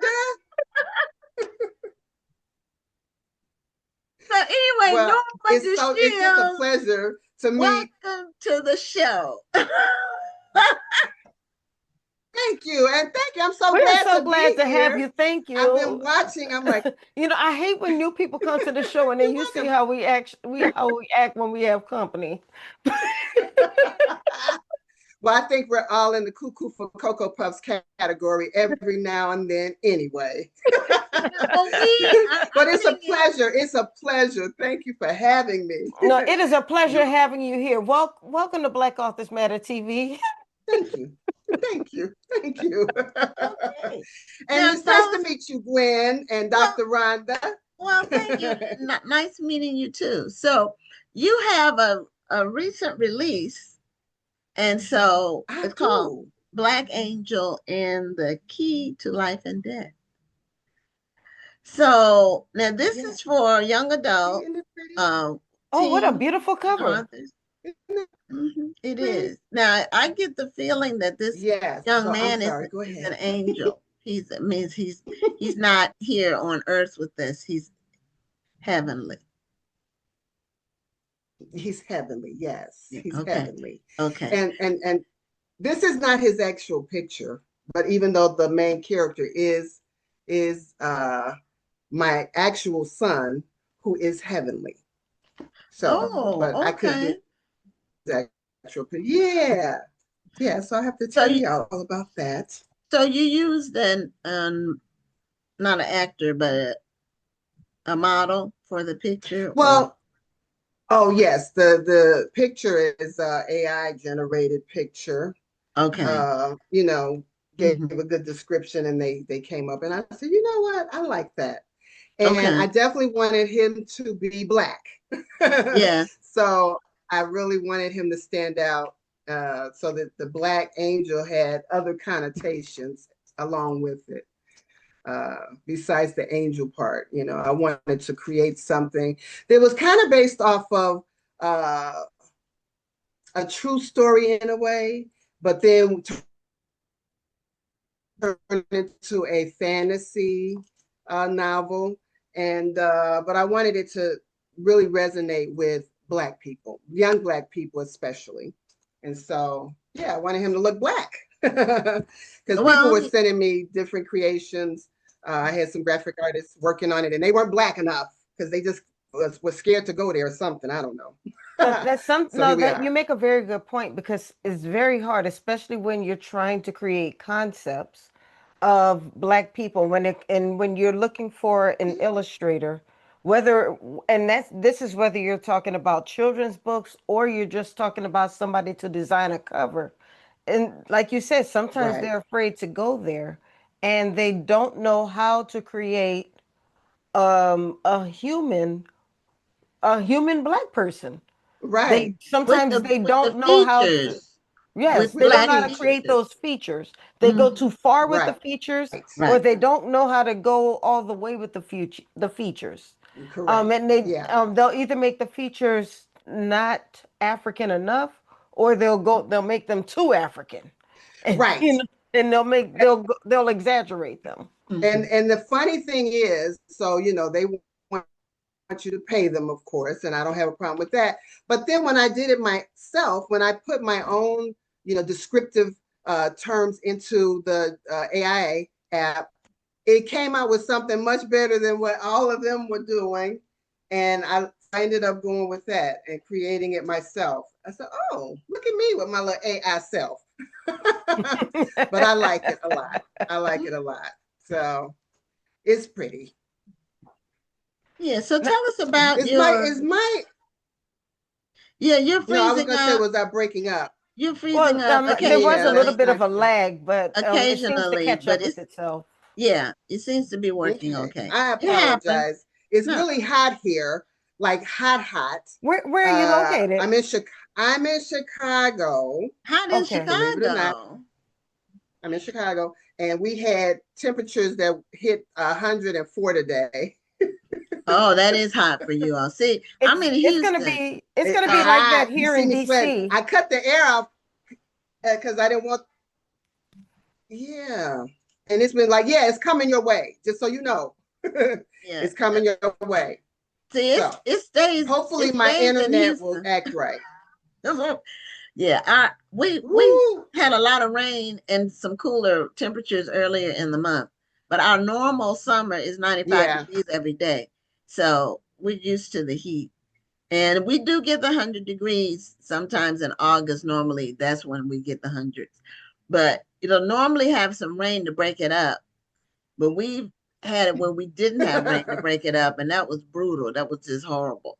So, but it's hot here, and we have Yeah. mild winters. When you all are, you know, dealing with the hawk in Chicago, we are having a barbecue and wearing shorts. So, Oh Lord, don't make us jealous. But you know, like you say, you're used to the heat. We're used to the cold. right. That's true. So when That's it's true. hot, we be really burning up, like cool us off.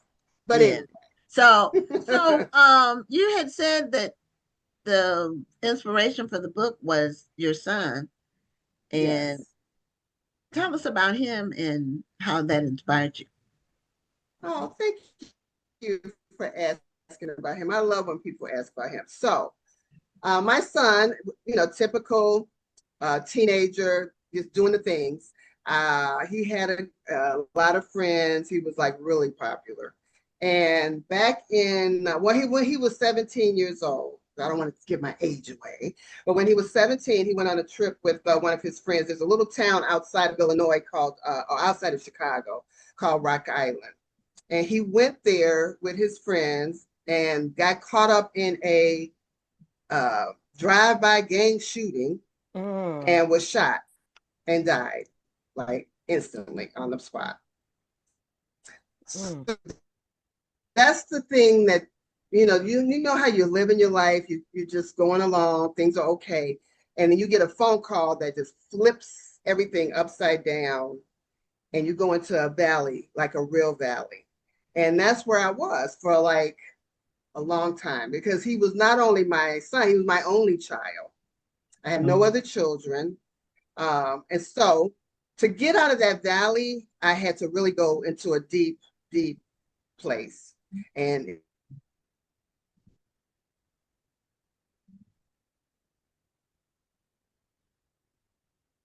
Okay, it froze. It froze.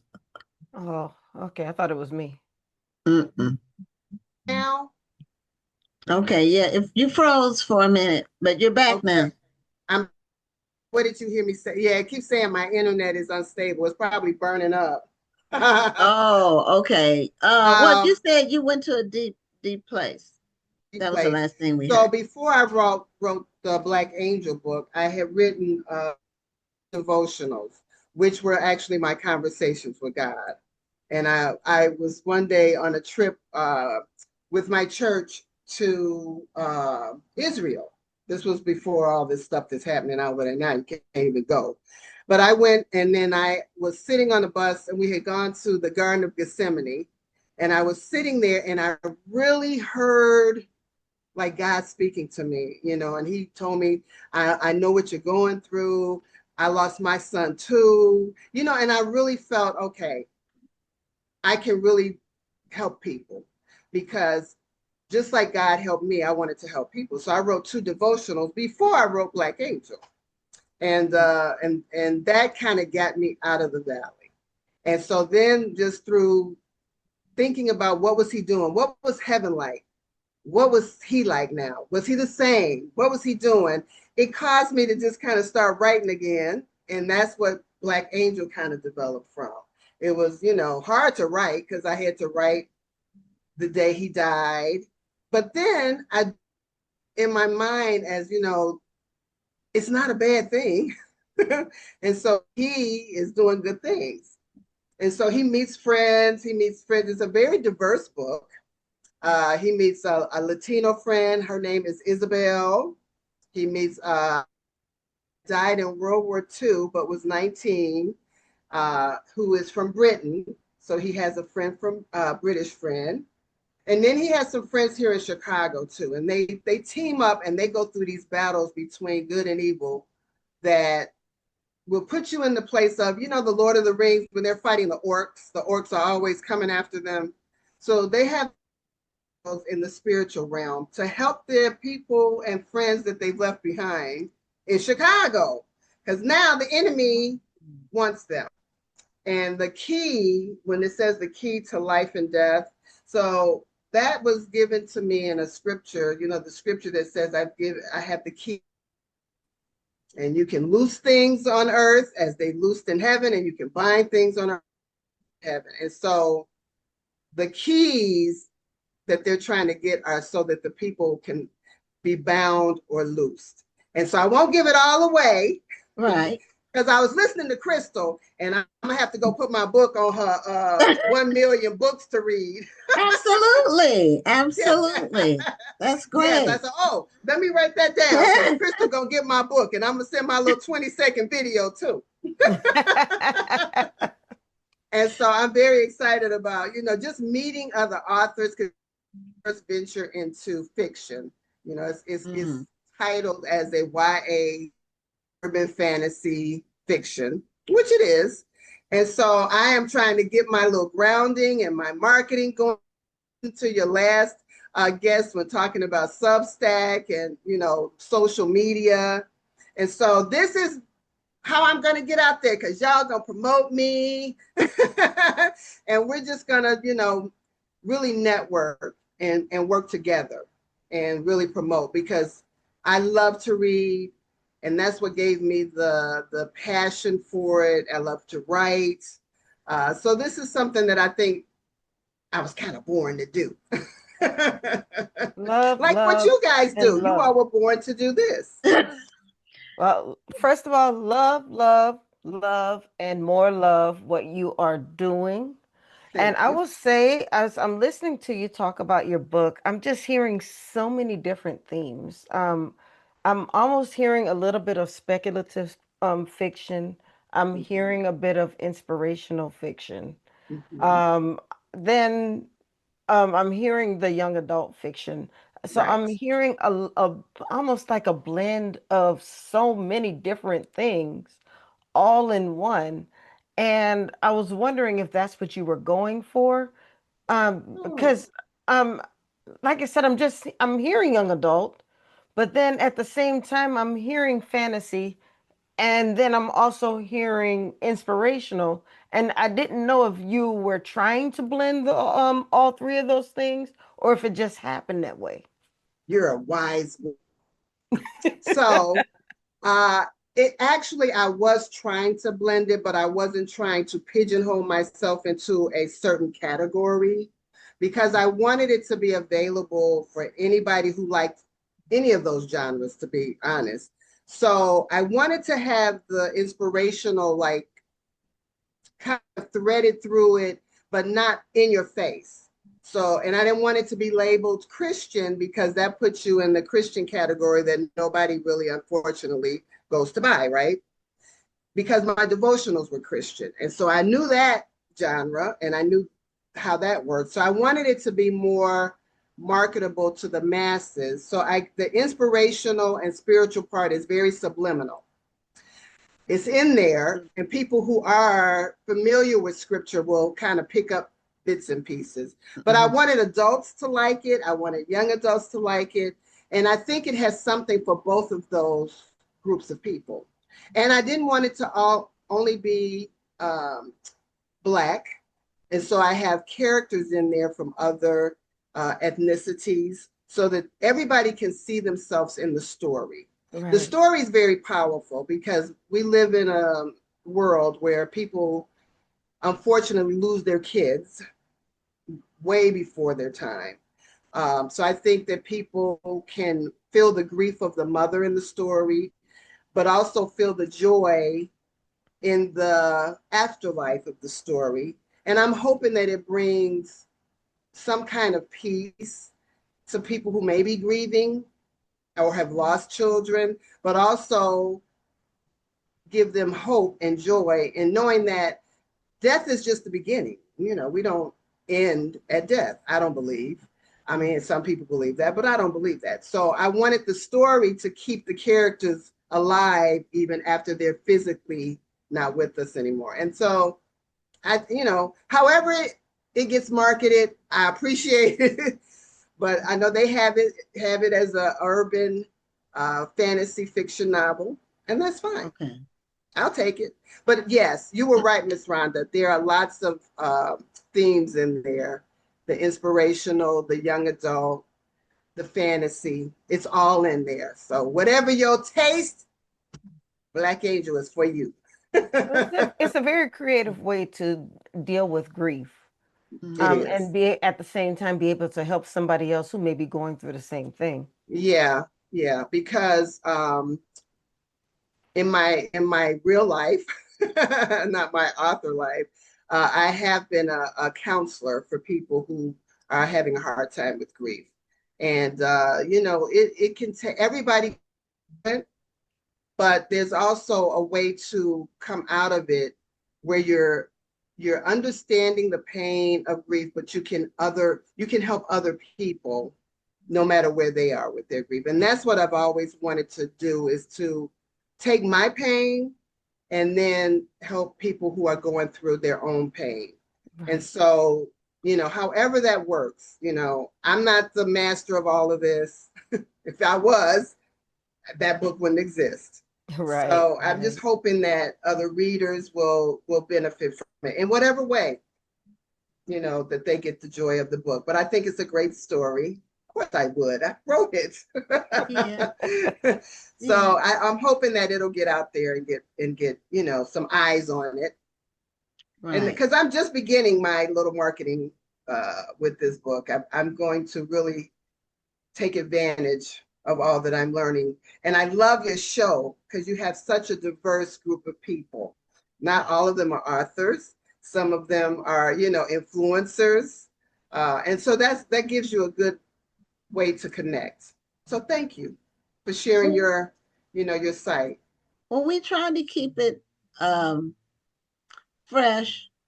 And so we want to cover just about everything that's going on in the book space, not just the writing part, but the other parts. Mm-hmm. Yes. But when you were talking, it brought me back to my own situation. My daughter lost her baby in utero at 33 weeks. And it happened on Valentine's Day this year. I'm sorry. And so she's still going through because you have to still give birth. You have to go through labor. They have to induce labor and you deliver a stillborn baby. It's the worst thing I've ever been through. And I've lost my mother, my father, and my brother, but seeing your child go through that, it's very difficult. But she was, Mother's Day was difficult for her coming up. And I got inspired to write my first poem, my first ever. And I've been writing my entire life, like from a little girl. I never did poetry, but I wrote a poem and I'm going to send it to you. It's called When Your Child is in Heaven. Oh, thank you. That is so awesome. And it took me to a couple of days, I just talking to her and her feelings, and I closed my eyes to imagine how it would feel, because I don't know how it feels to lose a child. She lost her child, but I don't know, but I know through her. So yes, and you had your grandchild. Yes, it was my grandchild. Yes, and my first, my only. So, and she's my only child. So when so I'm going to send you the poem. I had so many people. I didn't copyright it because I just wanted to share it. But I posted it online after I wrote it, and so many people reached out to me and said they were giving it to their friends. I told them share it. It's not a copyright, and I didn't realize how many people had lost babies, like until they happen to my daughter. Then Right. everybody starts telling you I lost two. One lady said she lost twins. One lady said she lost four, and then she had four children. Oh, So wow. I mean, she lost four, and then she still had four children after that. Yeah. Well, So losing a child is the worst, I believe, because I've I believe lost so. parents too, but it's nothing like No. losing a child. No, it's the worst because you I'm don't gonna you send your expect to daughter lose your something. parents. Okay. Yeah, I am. I'm You gonna send expect it to to lose your you. parents. You know that, Yes, that's going to be it's the coming. evolution of life. Yes, Right. but you don't expect to lose a child. You No. just have no That one is a rough one. That's Yeah. one of those ones that it's only by God's grace you're gonna be able to deal with that. Right. Because that's not humanly natural. No, There's it's no not. way to grasp it in your mind. It just Right. isn't. And so Right. you have to have a, a source that can help you. Yes. Yeah. And I don't know how people deal with it that don't believe anything. I don't I don't know how they could deal with tragedy if they don't have a belief in God. I don't know. I don't know either. I don't know. And I don't want to know. No, I don't want to know either. I agree with you on that. I don't want to know. Yes. That. But I did write those devotionals came from that, and I'm going to send them both to you. And I'm going to put your daughter's name on there. So please send me her name is Sylvia. Sylvia. She's named after her paternal great grandmother. Yep, I got them right here. I'm getting ready to send them both to her. Okay, and it's SYLVIA because some people. Okay, yeah. SYL. And so just tell her that I'll be praying for her, Miss Sylvia. I'll be praying for her, and that she has a friend, and there are many people out here that can understand what she's going through. Because it's a rare club. Nobody wants to be in, but once you're in it, you do have support. Yeah. Now someone said this Honey Reed said, I have lost two children, and it's something that's very difficult. I still have 5 children left. One was murdered, and the other passed away of heart disease. So I mean, out there, you just don't know. They don't talk about it because it's probably painful to talk about. Yeah. But when it comes up, that's when I've shared it at choir rehearsal, and as people who told me they had lost children, that I never knew lost children, and these are people I've known for years, but they tell you because it's really more common than you think. It is. And even though it is more common, I find that people don't want to talk to me about it because they think they're going to hurt me, or that they're going to bring up, bad memories and things like that. When actually it's the opposite, kind of. At least with me, I like talking about my son. I wrote a book to keep him alive. And he's that's a good way to that's a good way to put it, that you wrote a book to keep him alive. Yes. And so yes, it is something difficult, but I think people don't understand because they can't process it, so they don't want to talk about it. If they mention the name, or they say, oh, I'm sorry, I didn't mean to say that, or I didn't mean to bring that up. But that's fine. Yes, I want him to stay alive and fresh, and people mention his name and talk about it. So hopefully that gives people, a little inspiration who are going through some things like that. Even the person who left the comment. Yeah. Oh, we're at the end of our time, the end of the show. It went by so fast. It really does go by fast. But your link to your website is in the chat. Thank you. normajeanbooks.org. Yes. So we just ask everybody to please click the link and support this book. Support your books with the S on the end. And there are people who are experiencing the hurt of losing a child. And this is a creative way to deal with that type of loss. Yes. And so please support these books. Do you also have a foundation or anything that you support with your books? Well, I do have a foundation that I have to do some work on. It was called the Wings of Illusion. It operated for about 5 years, and then we kind of took it down, and now I need to bring it back up. But I was so busy working on trying to write these books, so I have to renew my my business license, my 501c3. So once that's all up, I'm going to post that on the site, and so people can go there. What we're doing and support. I hope you're able to make it happen soon. But thank you very much for being on the show and for sharing your story with us. And I want to come back again. I heard other people say they've been back before. Okay. We'd love to have you back. All right. Thank you so much, ladies. Okay. Take care. Bye-bye. Good night. Bye-bye. Okay, well, that's the end of the show. I do want to remind people next week we will not have an episode of Black Authors Matter TV because of the holiday. We're going to be taking a break, and we'll be back on July 14th with our next episode. So enjoy your July 4th holiday, and we'll see you in a couple of weeks on Black Authors Matter TV. I'm Gwen Richardson signing off. And I'm Dr. Rhonda Lawson. Have a wonderful evening and a great week. Bye-bye. Thank you for tuning in, and join us next Tuesday at 7 p.m. Central, 8 p.m. Eastern for another edition of Black Authors Matter TV.